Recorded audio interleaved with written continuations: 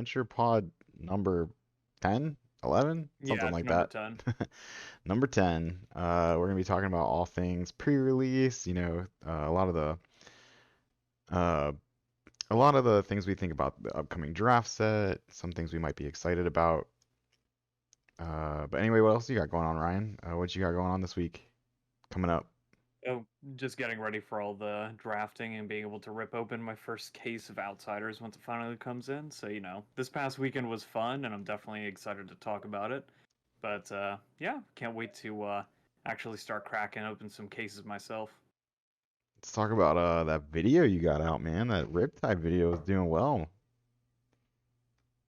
Yeah, I'm really excited for how well it's doing, and I'm glad a lot of people have tuned in to listen to my 2 cents on Riptide. I put a lot of effort into the video to at least get like the background and everything to look cool and try and make it look thematic. I'm gonna work on making some sounds or getting maybe a soundtrack to match back or for the next character Yeah, that sounds backpack I awesome. make, but definitely happy with how it turned out and the reception it's getting. So thanks to all of you who are supporting the video or tuned into the video to see what it's all about. Your editing definitely leveled up. I will say that for sure. That was a really good video, and I think people should definitely check it out. And leave their 2 cents on it. Oh yes, and on that note, I would say look forward. The next video I'm planning to make is the one on Arachne's solitary confinement for Blitz. So that's the next one that's in the pipeline for me. Let's go. Can't wait for that, man. I think you're one of our better deck brewers for sure. Like at least for interesting, not so common ideas, testing what we think we know is right, definitely. Yeah, I try to. It's not like I don't try to have like a method to the I guess you could say the overall strategy, but it does tend to try and pick up on things that maybe other people haven't thought of or things that may sound good on paper at first at least, but need a little fleshing out when it actually comes to testing. So definitely excited to see how the Riptide deck actually does and making adjustments to it over time based on its performance. Sounds good. All right, let's talk about pre-release, man. So how many pre-releases did you go to? Because I went to two and we casted one. So technically I went to three. I think you did all the Yeah, same ones I did, technically we right? went to three of them, Right, right. and yeah. The one on Friday was definitely fun. We got to cast and see what everyone else opened, even if we didn't get to open ourselves. But being able to cast on the actual stream itself and talk about the kind of, you could say, first gameplay into Outsiders um, was really fun. Despite some of the more interesting parts at the start of the night. I think it's funny how the meta like shifted from like early on we were seeing that like people were trying to play their best 30 and then all of a sudden people were like just play the pile, just play the pile. That's like the better version. And I don't That's think that's kind of what definitely true. happened. I think the right answer is somewhere in the middle. Yeah, because I think the same thing happened to me on Saturday and Sunday. So on Saturday, I basically played the pile, and it worked out well for me. Um, but then when I played the pile on Sunday, it worked a little less well for me, at least in the first round. But then I just Hmm. cut out a few cards, and it was still pretty stacked, not like down to an exact 30. But I ended up going 3-1 on Saturday or Sunday at least. So there's a certain balance there, but I mean, you don't know your card pool until you get it. So even if you were to play it down to 30, if they're all bad 30 cards, like then maybe playing to the stack is better than just playing a bunch of blue one attacks or something like that. Yeah, I definitely so the first pre-release I played in, I played Azalea, and I definitely felt like I had a really strong Azalea pool. I had like, some really good red arrows. I think On Demand Dominate's really good. I had a lot of good buff cards. And I did really well. I think I went 3-2, and I definitely could have won one of those games to make it 4-1. I kind of threw a little bit, but that's okay. Yeah, I was gonna say during the R match you played, you ripped a Widowmaker of all things off the top with Dominate twice on two blind, and they were both blind. I'm pretty sure One was two blue, blind one was Widowmakers in blue, one red. was red. One was blue. Yeah, one Still was that's still definitely, plus. yeah, It's it's still still plus really three. good. That's still +3, so that's really good. I had to But go for it, and I man. It happen was to just have the there. one. It was the one time I either didn't have armor or I only had the one piece to do it like the one-time block. I cannot remember actually, but uh, no, it was a really good match. It was really close until I had that one turn with the red in the tail when you or the Yeah, that completely swung the game. That was wild. That was what is it so called again? Red in Fletch the Fletcher Redtail. Fletcher Red Tail. And it happened to be yeah the turn where you had all red cards in your hand. All red cards, and it was coming in That for was like 10, and I was like, well, Tier 6 with 3 cards that normally block for 3. yeah, it was pretty terrible. Pretty terrible. Thank you for that. But overall, it was fun though. It was a lot more dynamic than the whole set turned out to be far more dynamic and back and forth, no matter which characters you were playing, than I was expecting, honestly. Yeah, I'd agree with that. I also felt like I don't know how it's gonna be for draft, which we'll get into in a moment. But it felt like, I heard some ninjas did pretty well, and we had one person do pretty well on Benji. But when I was looking at my pool, it just felt like it wasn't there compared to the other two because I mean all the dual classes are assassin and ranger or assassin and ninja. And the assassin ranger ones kind of feel, at least in a very limited environment like sealed, they feel way more impactful than the assassin ninja ones do. Like just in the abstract, like thinking about it. And then my ninja cards, I couldn't play Katsu, I felt like, because like I couldn't really make use of his ability. I'd basically be playing just the 20 health ninja as opposed to like Katsu, if that makes sense. Like uh I'm not really playing Katsu for his combo ability. It's more like I want to play ninja and this one has 3 more life. Yeah, basically. Um and then Benji, I felt like my ninja cards just weren't very impactful.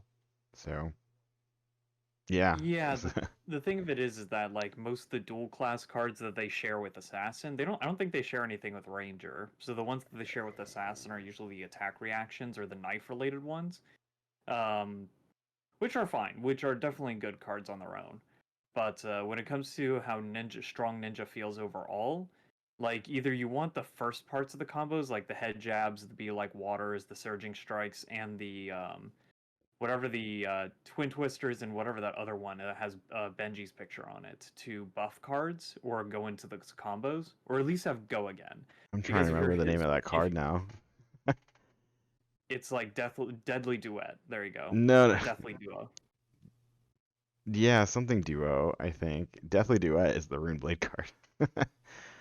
Or Deadly Duo, I think, or something Duo. But Yeah, yeah. Anyway. anyway, so those are the ones with built-in Go again. Yep. All the other cards that you get with them that are the combo ones are just basically vanilla 0 for 3s or 1 for 4s, unless you can get the combo text to go off. Now, they still have Defend for 3, but compared to Assassins with all their on-hit effects for 0 for 3, or Rangers with their on-hits with the arrows, like, you feel like your basic, like, your average curve without the go agains or the specific combo cards is just going to be dagger, dagger, and then a vanilla 0 for 3, 1 for 4, so on and so forth. I think the other thing you can't really sleep on Kodachis either though. I think that's kind of what True, you just true. alluded to is like the dagger. Yeah, I think you have to really think about um like how much value Kodachis can really bring. The like one thing meta isn't too bad when you're blocking and you hold on to 2 cards. I think a lot of times I was playing and a 2 card hand felt okay on both Assassin and Ranger, but a 2 card hand in Ninja can be like Kodachi, like spring load, Oh, which is that's true. Yeah, Springload is definitely a card that I was initially going to sleep on, except in sealed formats. hmm I think it's definitely a sealed slash draft card or a card overall. But I mean, it is a strong 1 for 5, which is pretty good in a lot of hands at the end of the turn. So, yeah, but I mean, no, yeah, I think yeah, I think that card's very good.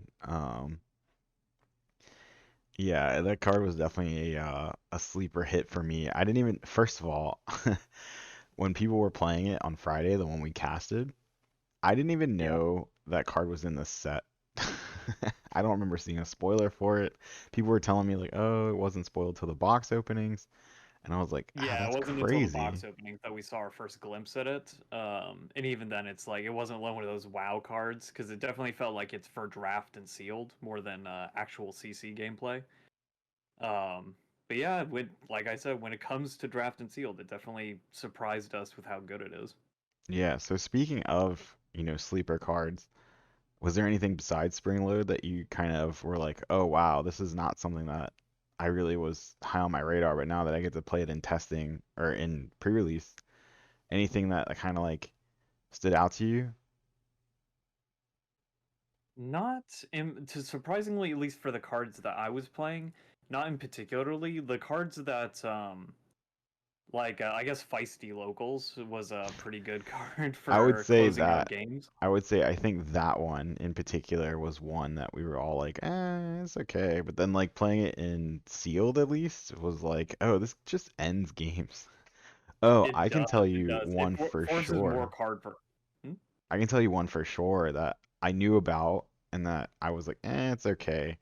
But at least in limited, I think in draft two probably.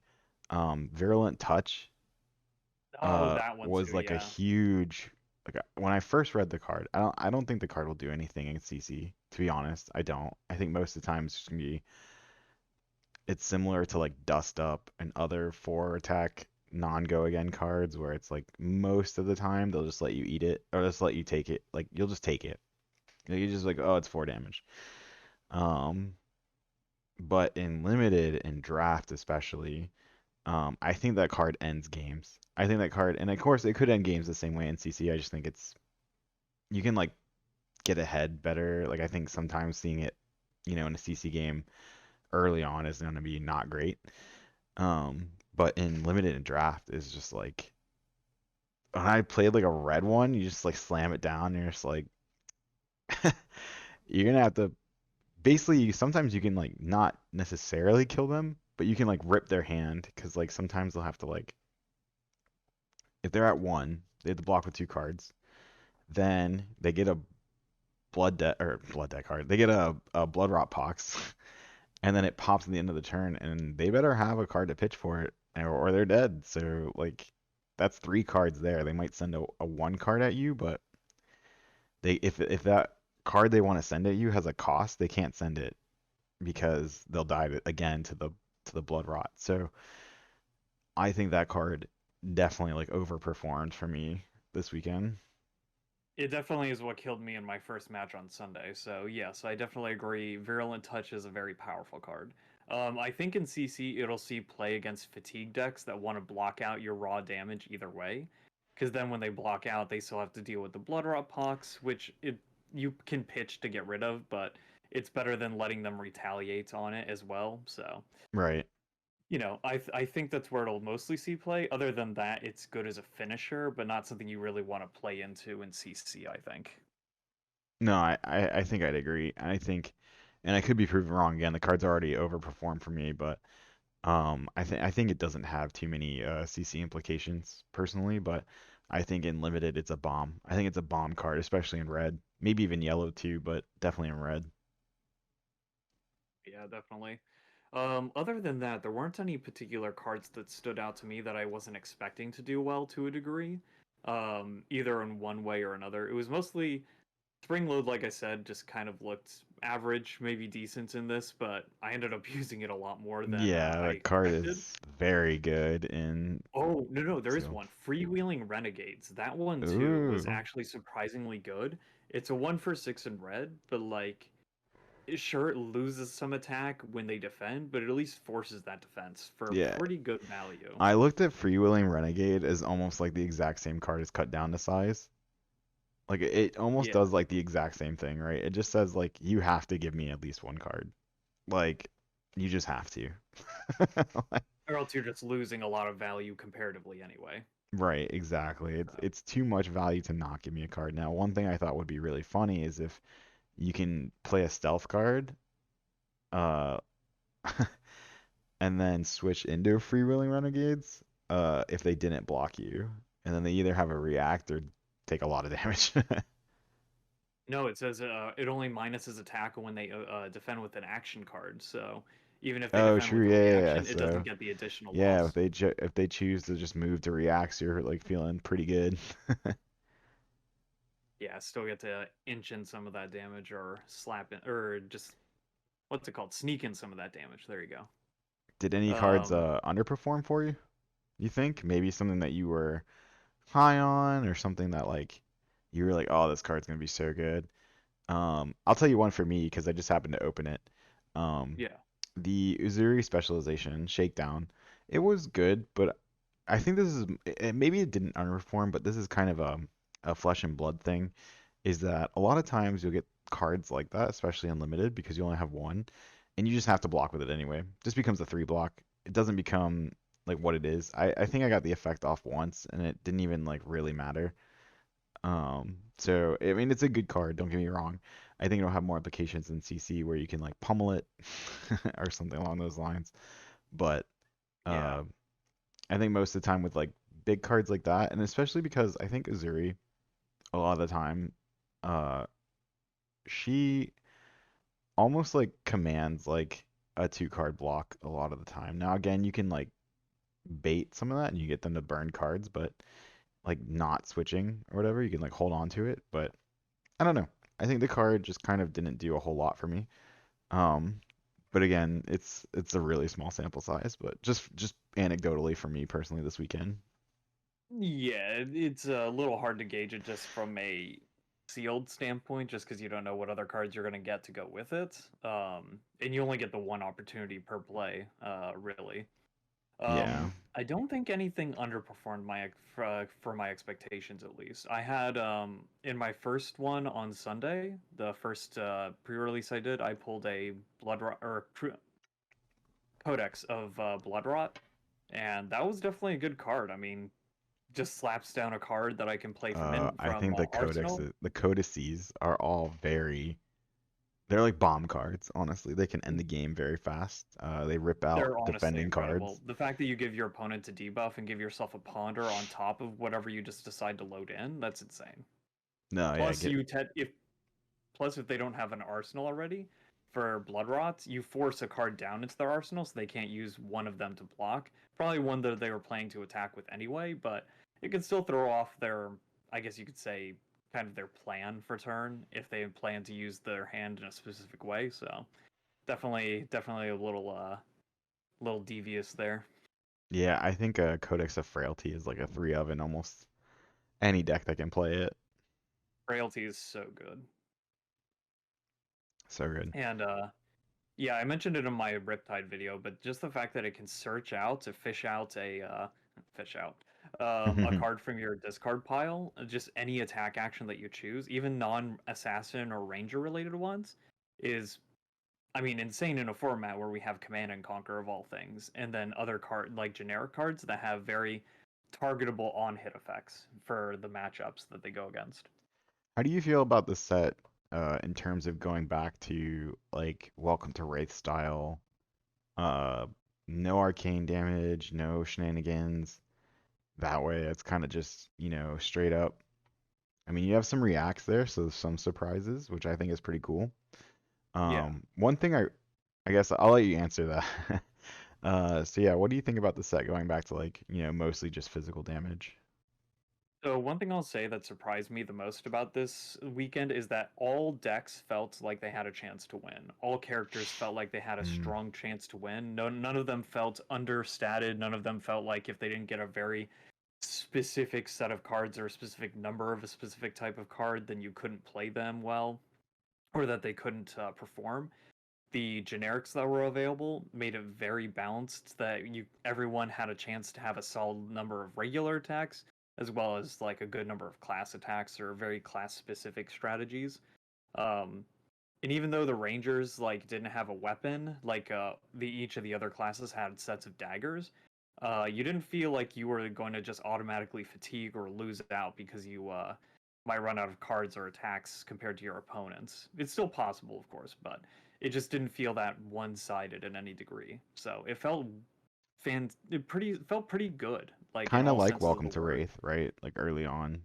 like that. Yeah, Welcome to Rate definitely, when it comes to its sealed and draft formats, definitely doesn't feel one-sided to a specific character. It feels like, yes, technically, if one character gets like a few specific cards or a certain number of a type of card to make it consistent, you have a Hmm. stronger chance, but it's not because of the character's like inherent traits that set you aside from the other heroes.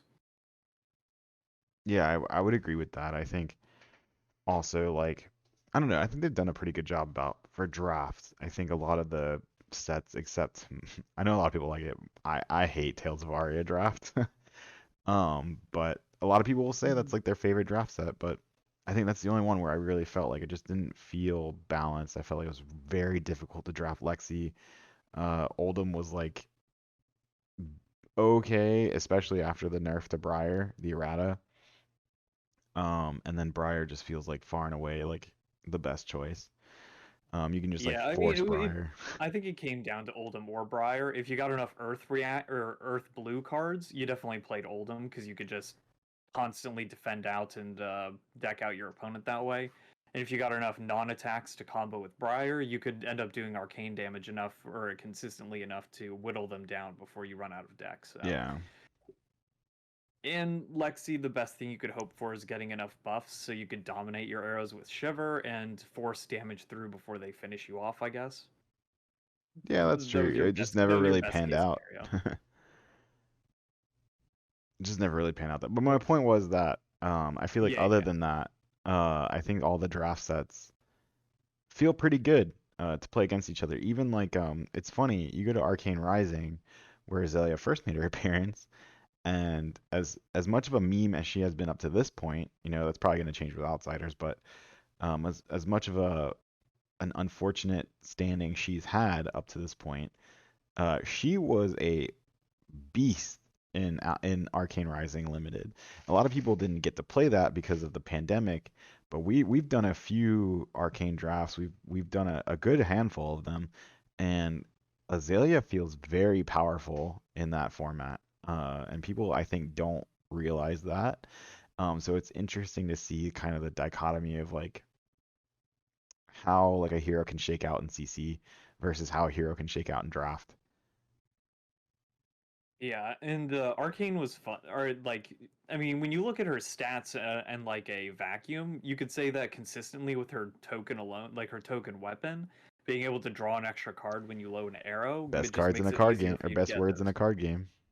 Draw a Yeah, card. it just makes it easier to get those generic attacks even that you can use, like Ravenous Rabble, or getting buff cards like Come to Fight and stuff. So yeah, she had a lot going for her there, and I think she has a lot going for her in sealed and draft for this set too. Especially with the new quiver that they gave her, so she can use aim counters with her ability. So one thing I really like about this set that I've noticed is so like I think one of this game's most interesting points is reactions, right? The reaction window is one of the cooler, more exciting, dynamic uh phases of the game that doesn't really have a lot of exploration right now. We have D reacts, we have attack reacts, and that's fine. But what I'm saying is that I feel like in a lot of, even in Classic Constructed, it doesn't feel like there's a whole lot of like I'll attack react, you D react, and then I'll attack react again, or, you know, kind of like these back and forths, kind of in the moment. It kind of just feels like if you got the pummel, you got the pummel. Like I'm just gonna block Yeah, here. Yeah, I don't really like. Sometimes heroes will have like a sink below or something, but even then, like it just doesn't feel like we have that reaction window kind of goes unutilized a little bit. It's kind of just like, oh, here's a buff that you didn't know about, and you can't really do anything about it because we're fast blocks. So one thing I really like in this set, at least in the contained set, when you're playing sealed or limited, is it definitely feels like between cards like Brush Off, cards like the nature one that I can't remember, peace of mind. Peace of Mind, cards like that, it feels like we've kind of gone back to a little bit of that back and forth of like, you know, I have an attack react, but you might have a D react, or at least something to respond to my attack react, and that feels really interesting to me. Yeah, it feels a little less like or it feels a little bit more like you have that you can play a little bit to your advantages or play to your outs in terms of like, oh, this attack isn't that threatening right now, but if it becomes so, I have some responses to it. So maybe I don't have to throw everything at them right now. Or maybe you could try and bait out some things that your opponent might have so you can take advantage of other effects or reactions you have later on. Right. So it just definitely feels a lot better to play in this format so far in terms of like again, no hero feels one-sided. All the heroes feel like they have some tricks, tips, tricks, tips, tricks or reactions to play, and everyone has an access to some of the generics that allow you to play defensively against those options. I'm really So, excited to see the kind of people, the kind of videos that come out of draft videos, the kind of content that comes out of that, because I'm really curious to see kind of the theory crafting of like, because there's six heroes and we've never seen that before, right? And especially because there's six heroes and two of they share classes, right? There's two ninjas, two assassins, two rangers. And so I mhm. think there's going to be a lot of theory crafting of like what goes into a good Benji deck and what goes into a good Riptide deck and what goes into a good Arachne deck. And it's not always immediately clear, right? You may say like I have a lot of stealth cards, so I should play Arachne because he really plays well with stealth. Whereas Azuri, her ability, it cares about stealth, but it doesn't feel like if you just play or if you just play Spider Bite into big attack, that's not the end of the world with her. So I mean, it's just things like that where of course you want to be switching it out with stealth, but it depends on what stealth cards you get too and what comes around, what wheels around in that draft. I'm just really excited to see kind of what people come up with in terms of theory crafting because I really want to do well in this draft set. I really want I to mean, do I can already well. give you a free. Oh, sorry. No, I definitely want to do well too, and it's kind of interesting to see like, oh, if you got these cards, you pick this ninja over this ninja, or this ranger over this ranger. I The think real quick, I one think the ninja dichotomy is what I'm really looking forward to because that's the one that's not immediately clear to me. Like, no, that one's definitely a little more interesting. I mean, Benji himself doesn't really get to search out extra combo cards, but like being able to make two blocks non-blockable or two attacks non-blockable. plus the like Um, Ira at home ability. yeah, the extra +1 to the second attack after your first attack hits. Yeah, all that stuff really can add up more consistently if you have less combo cards to worry about than you would in a Katsu pool where you can take advantage of his hero ability. So Absolutely. definitely a lot of definitely a lot to consider there with which one would be the best choice for you.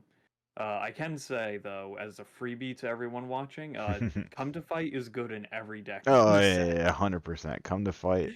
Every sealed and draft, every like any choice you have, Come to Fight is already almost at the top of every one of those lists. You'll never go wrong with it. I'll tell you this, mostly it's because it's a non-attack action that blocks for three. I mean, that thing is so good, especially when you consider spider bites are always lowering your attack or your defense values um, on attack actions, but this doesn't get affected by that. Now, if they get I don't remember which of the daggers cares about. Orbitoclast. Wow, look at you. I already know. But Orbitoclast then lowers the defense value of non-attack Non actions, but they're not as likely to see that because that's not the token. That's a Majestic, and as we know from the Collector Center, it's actually super short printed. So, I will say that that brings me back to my one gripe that I have about this sealed slash draft format is that the assassins having Spider Bite as their token weapon instead of Orbitoclast when you consider that Ranger's only way of doing damage throughout a game at all is by attacking with their attack actions. I feel like that's kind of a mistake. Or maybe just a little too heavy handed. Not a mistake, but just kind of like a little heavy for a sealed or limited format. I think Orbitoclast should have been the one that was the token weapon. Um, I would just because I say feel like Spider's Bite is like too. I would what's push the word I'm back a looking little bit about against that. I think that's on purpose, and I think that's because Ranger, specifically Azalea, and a little bit Riptide, they have the most potential for like unblockable damage. Of course Benji has his ability, but then you're only taking like ones and twos, who cares? Yeah. Most of the time. Uh, Azalea has Dominate, which cannot be understated, like at all. And so they need some way to like push back against those, like, if you're like trying to like lower the threats, maybe. But then you're not blocking with them at that point, right? If you're getting hit by spider bites, you're probably gonna hold on to them. You're gonna probably try to use your non-attacks more if you can. You're come to fights and other things, but or you're just not blocking. We haven't seen this in draft yet. Maybe it's less of a block heavy format in draft specifically because, in sealed we kind of ended up a lot of people just played the pile, so you were able to, throw cards away that I don't think you would throw away necessarily in draft, especially when we start getting to draft also allows you to get more precise with your deck building, I guess. You're It might force you to become yeah, more precise because you'll have yeah. less options to have. Like in a sealed format, you get six packs all to yourself. Draft, you're only gonna have up to what's it called, like 42 cards that go around for 3 packs. How many is it Yeah, again? it's 40. 14 cards per pack, so 14, 28, 42. Yeah. Yeah. Yeah. So you're only gonna have access to 42 total cards, and that's even if all of them are playable, And not including the 3 of equipment them too. are not Phoenix Flame this time, so No freebies. Nope. no, I was really surprised to hear they went back to 14 cards per pack. But, but, having seen what happened in Sealed, you're gonna have plenty of cards to pick from, I think, because having the dual class cards, there's just so dual class and generic cards, there's just so many. And I think there's only like I'd have to go through a pack again, but I think the amount of cards that are specific to ninja slash assassin slash ranger are very small, like a I very think it's small like amount per pack. 5 cards out of the pack. Like the first Like five are are split up too, right? yeah, So that's like 2-2-1, right? So it's very small, very tiny it amount. is. It is. So it's like I think the first 5 are all generic, then the next 5 are class specific, then there's a dual class, then there's the rares, and then the foil, and then the equipment is what it was. Yeah. And then the No, 2 tokens. right. And then your rares are not guaranteed either. It's like you can get 1 to 3 rares, which is wild. I don't even know how to begin with that in terms of like, in terms of signaling. Sometimes you can be like, well, there's 2 rares I think left that's in the hilarious. pack. I think It's that's great. hilarious in terms of It's signaling. pretty funny, but like there's 2 rares left in the pack. They could have taken a rare or they could have taken a generic. I actually have no idea. Like, I think it matches the theme of the set, honestly. yeah, it's just different. Just Oh, different. everything just feels. I like I said, despite the one gripe that I said, I might reconsider it once we play it a bit more. But despite that one thing I even had to say, like everything else I'm loving so far about this format, it did feel again at first, at least in Steel, like it's going to be like drop the whole deck. But I think in draft it's going to be. I Excuse think me. you won't be able to do that. I I think don't you'll think you'll be able to do that, and I don't think you'll be able to afford to clog up your hands to try and make precise plays either. No, yeah. I think especially Ninja. Ninja in a draft format is way more powerful, I think, than a sealed format. Absolutely. When you get to pick out from different packs, like which power cards you want to grab out, Let's say on that average you're completely will. seeing two ninja cards, right? So you're opening a box, right? So on average you have 24 packs and you're seeing 2 to 3 ninja cards specifically. So you're seeing between 48 and like what, 72? 72. You're seeing between like 48 and 72 ninja cards. Yeah, No, I did that wrong, but it doesn't matter. I uh, trusted you. um, no, yeah, that's right. Between 48 and 72, either 2 times or 3 times, right? So, and that's not even including rares. So, um, so yeah, I think that's way more. You're probably gonna see like in the 50s how many ninja cards there will be. So, and if you're one of two ninjas, that's way more ninja cards than you got to see in sealed, right? You got to Yeah. see like 12. And that's just counting even what like would be usable ones or like good ones, but ninja cards are sometimes like true strength is dependent on how much you get like the starter part of a combo card. So, Yeah. yeah, I definitely think that draft will be a lot more favorable to some classes and just overall a little bit more balancing instead of just like I said, like we said, dropping the whole deck into your list to try and make sure you can last out over your opponent. Yeah, 100%. And it's funny because I think Welcome to Wraith, we compare this set a lot to Welcome to Wraith, and I think Welcome to Wraith had a little bit of that too, where a lot of people were just playing bigger deck wins. Just if you just play everything and then you block a lot, if the other opponent didn't do the same thing, then you would just every class there had a weapon. So unlike this one where we have Ranger who doesn't, every class in Welcome to Wraith had a weapon. So there I was a think bit of that, and it also didn't help that the format had drone.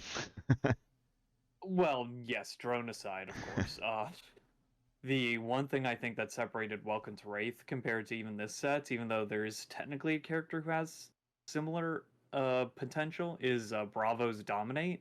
You couldn't just keep blocking out against that and then hope to just weapon swing, because if you left him with cards in hand from just doing a simple weapon swing, he could dominate something nasty against you. Yeah, And yeah, then you're yeah, like, yeah. well, I'm dead. There was Sync Below though. You had Sync Belows Oh and no, you Sigils. still use and unmovable, course, but Yeah, and you still had unmovable. options. I'm not saying you didn't, but And unless you opposing made Guardians sure, had Staunch Response. That set is crazy D-React loaded.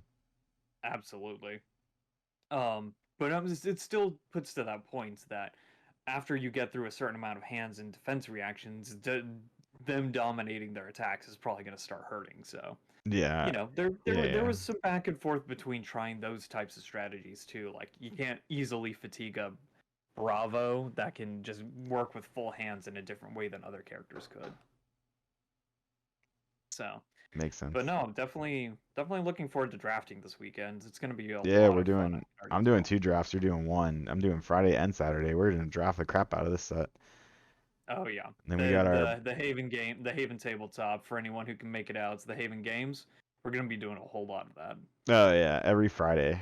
We've been drafting, it's been hit or miss during the latter stages of Dynasty meta.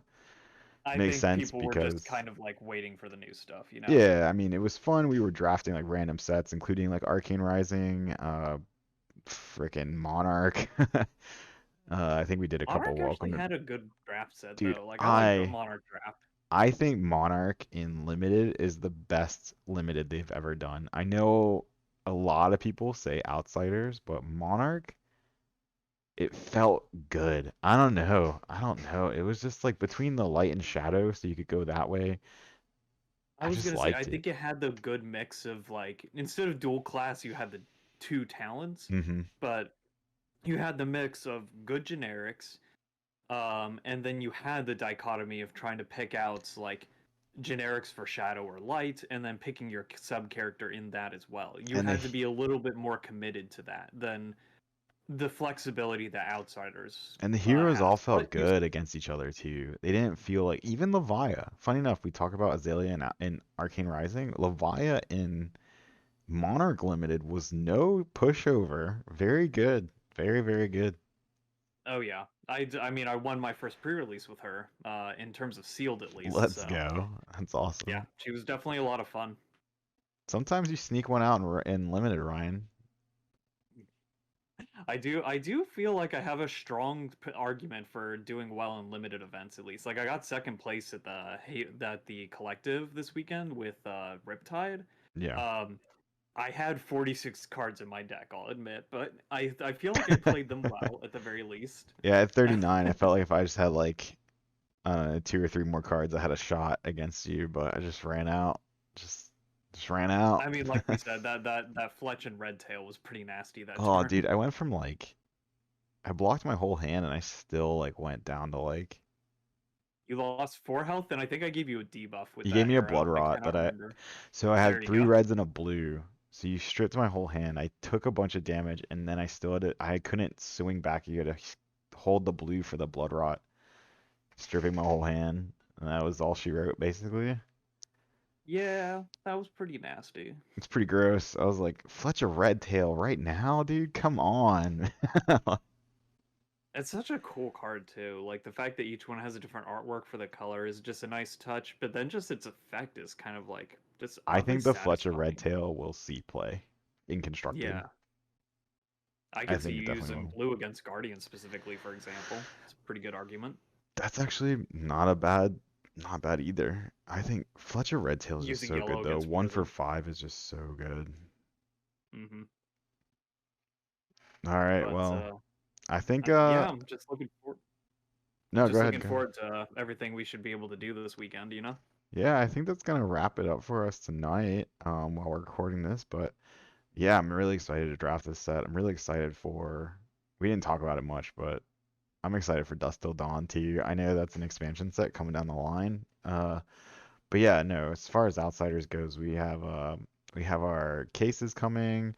Uh, and then we, of course, we're gonna draft the crap out of it at the Haven. What a great store. They really treated us well. So, um, definitely like, comment, and subscribe, all that good stuff, all the YouTube things.